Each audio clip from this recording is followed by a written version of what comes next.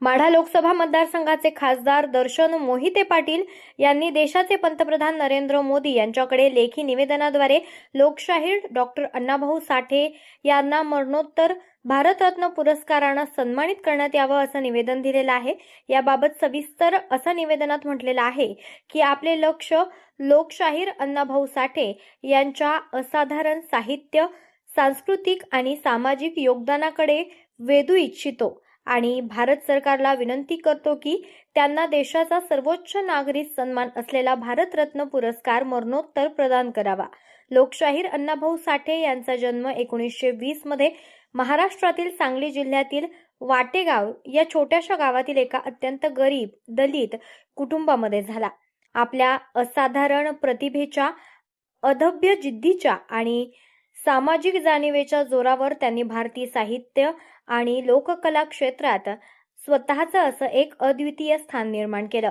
त्यांच्या सृजनशील साहित्यात 13 लोकनाट्य, 3 नाटके, 13 कथासंग्रह, 35 कादंबऱ्या, शाहिरी परंपरेवरील एक ग्रंथ, 15 पोवाडे, 1 प्रवास वर्णन आणि 7 चित्रपटांसाठीचे साहित्य यांचा समावेश आहे। त्यांचे साहित्य केवळ मराठी भाषेपुरतेच मर्यादित राहिलेले नाहीये, तर ते सामाजिक परिवर्तनाचे एक प्रभावी माध्यम बनले। त्यांच्या जीवनावर आधारित एक चित्रपटही निर्मित करण्यात आलेला आहे। त्यांची गाजलेली फकीरा ही कादंबरी मराठी साहित्याचा एक अमूल्य ठेवा मानली जाते। या कलाकृतीला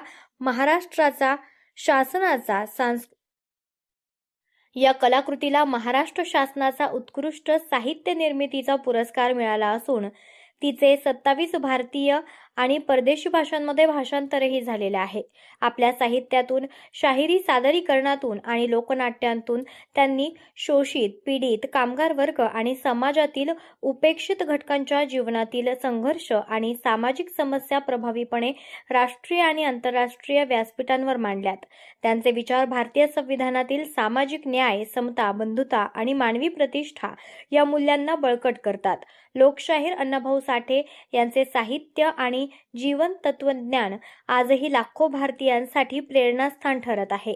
भारतीय साहित्य, लोकसंस्कृती आणि सामाजिक जाणीव जागृत करण्याच्या क्षेत्रातील त्यांच्या अद्वितीय योगदानाचा गौरव म्हणून त्यांना मरणोत्तर भारतरत्न प्रदान करणं हे केवळ त्यांच्या वारशाचा सन्मान करणारेच ठरणार नाही, तर सामाजिक न्याय, सर्वसमावेशकता आणि लोकशाही मूल्यांप्रती राष्ट्राची कटिबद्धता दर्शवणारीही असेल। त्यामुळे जनभावना आणि राष्ट्रासाठी त्यांनी दिलेले असाधारण योगदान लक्षात घेऊन लोकशाहीर अण्णाभाऊ साठे यांना मरणोत्तर भारतरत्न प्रदान करण्यासाठी आवश्यक ती पावले उचलावीत अशी मागणी त्यामुळे जनभावना आणि राष्ट्रासाठी त्यांनी